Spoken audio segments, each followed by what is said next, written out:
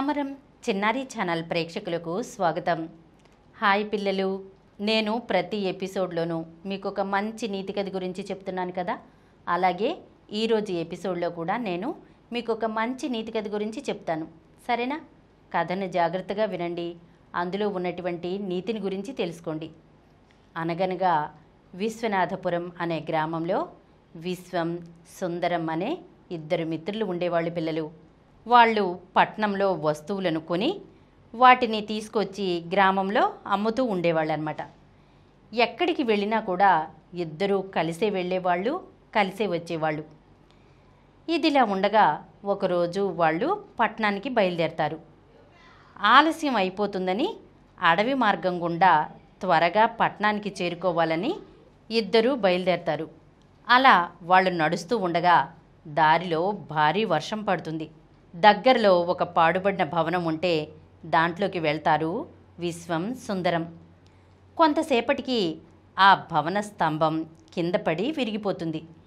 దాంట్లో నుంచి బంగారు నాణాలు బయటపడతాయి. వాళ్ళు ఆశ్చర్యంగా వాటిని చూసి వీటిని ఇద్దరం పంచుకుని వ్యాపారాన్ని అభివృద్ధి చేసుకుందామని అనుకుంటారనమాట.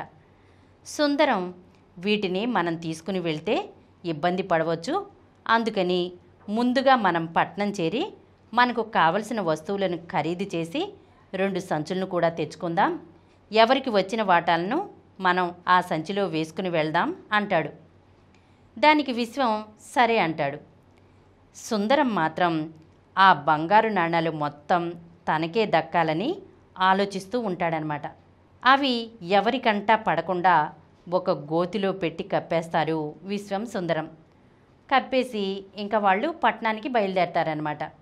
సుందరం విశ్వంతో, ఇక్కడికి దగ్గరలో మాకు తెలిసిన బంధువు ఒకరున్నారు, నేను వెళ్ళి వారిని కలిసి వస్తాను, ఈలోగా నీకు కావలసినవి తీసుకో అని చెప్తాడు.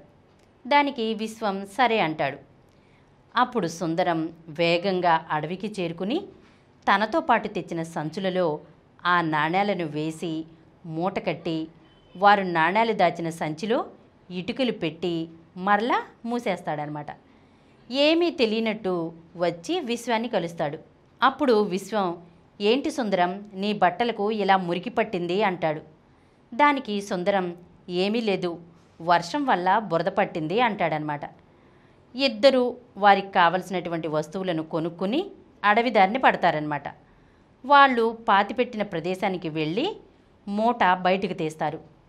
అక్కడ బంగారు నాణేలకు బదులుగా ఇటుకలు ఉండడం చూసి విశ్వం ఆశ్చర్యపోతాడు. అప్పుడు సుందరం, ఎంత పొరపాటు జరిగింది, వీటిని మనతో పాటు తీసుకుని వెళ్తే బాగుండేది అని చెప్పి నటిస్తాడనమాట. అప్పుడు విశ్వం, సరే జరిగిందేదో జరిగింది, మనం కష్టపడ్డ సొమ్ము కాదు కదా బాధపడటానికి, మనకు అది ప్రాప్తం లేదు అంటాడు.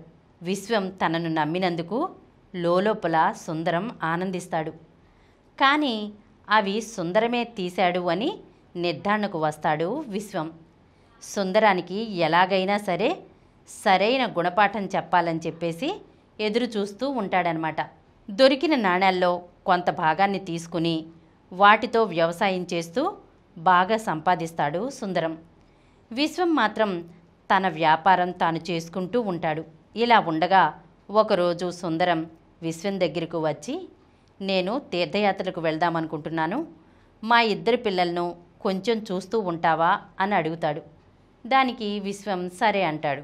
ఈలోగా విశ్వం 2 చిన్న కోతి పిల్లలను తెచ్చి వాటికి సుందరం బొమ్మ చూపించి దాంతో ఆడుకోవటం నేర్పిస్తాడు. సుందరం తీర్థయాత్రలకు వెళ్లే రోజు వచ్చింది. తన 2 పిల్లలను తీసుకుని వచ్చి విశ్వానికి అప్పచెప్పి జాగ్రత్తలు చెప్పి వెళ్తాడు సుందరం. ఆ పిల్లలను బాగా మచ్చిక చేసుకుంటాడు విశ్వం. వారికి మామిడి పండ్లంటే బాగా ఇష్టమని గ్రహిస్తాడు. పిల్లలు, మాకు వేరే గ్రామంలో పెద్ద పెద్ద మామిడి తోటలు ఉన్నాయి, అక్కడ మీకు నచ్చిన కాయలు కోసుకుని తినవచ్చు, నాతో వస్తారా అని అంటాడు విశ్వం. దానికి పిల్లలు ఎంతో ఆనందిస్తారు.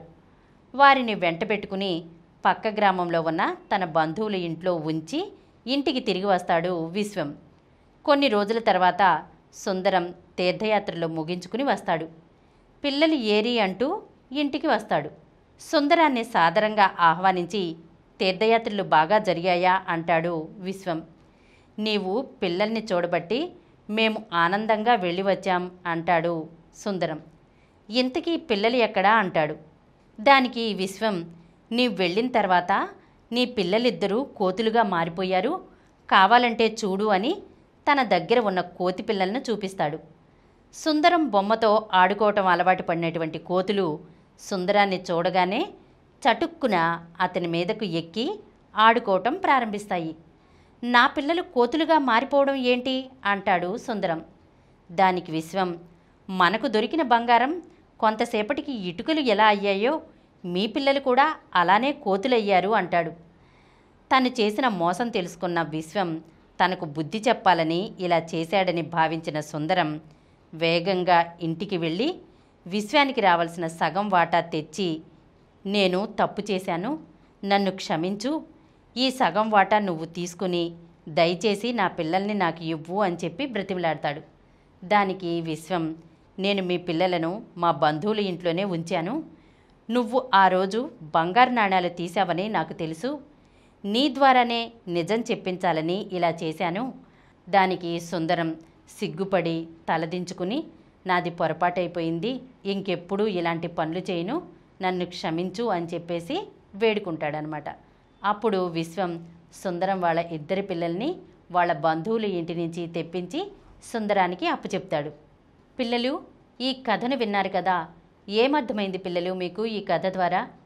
పిల్లలు, మనం ఎవ్వరిని కూడా మోసం చెయ్యకూడదు. అసలు మోసం చెయ్యాలనే ఆలోచననే మన మనసుల్లోకి రానివ్వకూడదు. అంతేకాదు పిల్లలు, అత్యాశ కూడా పనికిరాదు. నీతిగా నిజాయితీగా ఉండాలి, అబద్ధాలు ఆడకూడదు, సత్ప్రవర్తనతో మెలగాలి. మన స్నేహితులనే మనం మోసం చేయడం కరెక్ట్ కాదు కదా, ఇంకా స్నేహానికి అర్థమేముంది? అలా చేస్తే మళ్ళీ మనం వాళ్ళ ముందు తలెత్తుకుని తిరగగలమా? అందుకనే పిల్లలు, ఎప్పుడూ కూడా ఎవ్వరినీ మోసం చేయకూడదు. సరేనా? ఇలాంటి మరొక మంచి నీతి కథతో వచ్చే ఎపిసోడ్లో కలుసుకుందాం.